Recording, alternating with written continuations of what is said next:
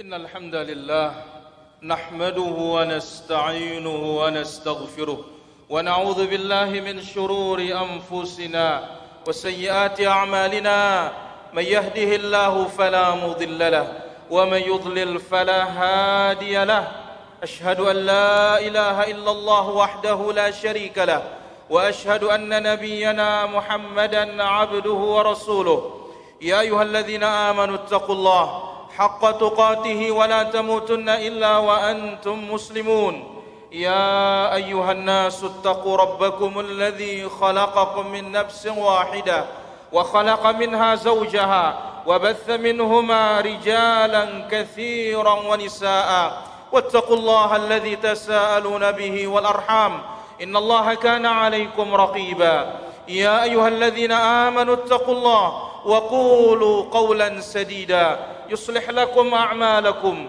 ويغفر لكم ذنوبكم ومن يطع الله ورسوله فقد فاز فوزا عظيما. أما بعد فإن أحسن الكلام كلام الله وخير الهدي هدي المصطفى محمد صلى الله عليه وسلم وشر الأمور محدثاتها وكل محدثة بدعة وكل بدعة ضلالة وكل ضلالة في النار. أيها المسلمون, jamaah Jumat yang dirahmati Allah Subhanahu wa taala. Manusia dalam menerima maupun menolak tauhid dibagi oleh Allah Azza wa Jalla menjadi dua. Hal ini telah disebutkan oleh Imam Ibnul Qayyim rahimahullahu taala ketika menafsirkan firman Allah Azza wa Jalla dalam suratul Baqarah ayat yang ke-130. Wa may yarghabu 'an millati Ibrahim illa man safiha nafsah. Dan barang siapa yang menolak, tidak suka dengan dakwahnya Nabi Ibrahim, agamanya Nabi Ibrahim, millahnya Ibrahim alaihissalatu wassalam, tidak ada lain kecuali orang-orang yang bodoh. Maka manusia di dalam ayat ini dibagi menjadi dua. Yang pertama adalah safihun la asfahamin, orang bodoh, tidak ada lebih bodoh dari dia. Yang kedua warasyidun, orang yang pintar, orang yang cerdas dan lurus. Fasafih, kata beliau, orang-orang yang bodoh itu siapa? Man tabarra'a minat tauhidi ila syirki, orang-orang yang melepaskan dirinya dari tauhid menuju kesyirikan. Mereka lah orang-orang yang bodoh. Yang kedua, war-rasyid, orang-orang yang cerdas adalah man tabarra'a minasyirki ila tauhid qawlan wa amalan wa halan. Orang yang cerdas, orang yang pintar adalah, orang yang lurus adalah orang yang berlepas diri dari kesyirikan menuju tauhidullah subhanahu wa ta'ala. Maka ucapannya tauhid, perbuatannya tauhid, keadaannya tauhid. Maka disebutkan oleh beliau, fakana haluhu tauhidan, keadaannya tauhid, wa qawluhu tauhidan, wa fi'luhu tauhidan, wa da'watuhu tauhidan. Perbuatannya tauhid, ucapannya tauhid, keadaannya tauhid, dakwahnya juga tauhidullah subhanahu wa ta'ala. Lalu beliau mengatakan apa? Fassafihu, orang-orang yang bodoh, huwal musyriku billah sya'a am aba. Orang yang safih, orang yang bodoh, yaitu orang yang syirik, yang meninggalkan tauhidullah subhanahu wa ta'ala. Faman taraka tauhida fahuwa musyrikun sya'a am aba. Siapa yang meninggalkan tauhidullah subhanahu wa ta'ala, maka dia jatuh dalam kesyirikan. Dia mau maupun tidak mau, pasti jatuh dalam kesyirikan.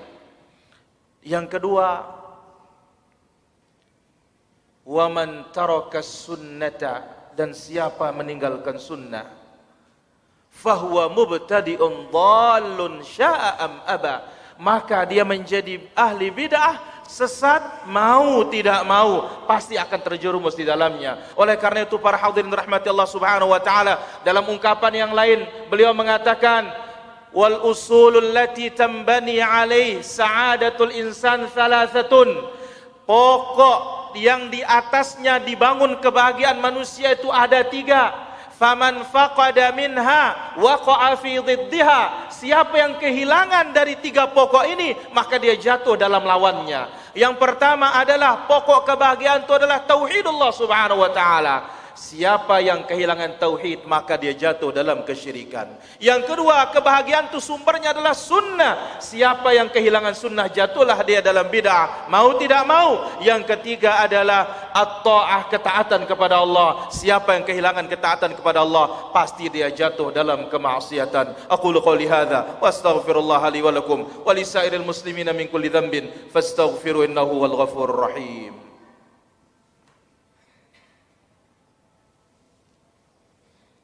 الحمد لله رب العالمين والعاقبة للمتقين ولا عدوان إلا على الظالمين أشهد أن لا إله إلا الله وحده لا شريك له وأشهد أن نبينا محمدا عبده ورسوله صلى الله عليه وعلى آله وصحبه أجمعين.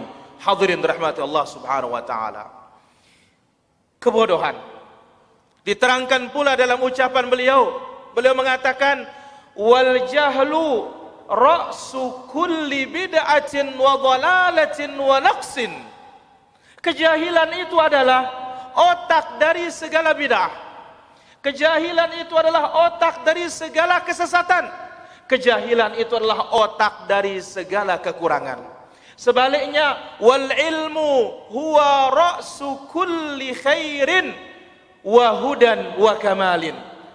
Ilmu adalah otak dari segala kebaikan, otak dari segala hidayah, otak dari segala kesempurnaan. Maka oleh karena itu, para hadirin rahmati Allah azza wa jalla, para penuntut ilmu yang dimuliakan oleh Allah subhanahu wa ta'ala, mari semangat terus mempelajari agama Allah subhanahu wa ta'ala. Karena dengan hanya ilmu, Allah subhanahu wa ta'ala akan mengangkat umat ini dari berbagai macam kesesatan dan petaka. Allahumma ghafir lil muslimin wal muslimat wal mu'minina wal mu'minat al ahya'i minhum wal amwat innaka sami'un qaribun mujibud da'wat wa ya qadhil hajat. Rabbana zalamna anfusana wa illam taghfir lana wa tarhamna lanakunanna minal khasirin. Allahumma ati nufusana taqwaha wa zakkiha anta khairu man zakkaha anta waliyuha wa maulaha ya akramal akramin wa ya ajwadal ajwadin. Allahumma aminna fi awtanina. Allahumma aslih wulata umurina warzuqhumul bitanata as-salihata tu'inuhum 'alal khair. Allahumma arinal haqqa haqqan warzuqna ittiba'ah wa arinal batila batilan warzuqna ijtinabah wa la taj'al multabisan 'alaina fanadhil.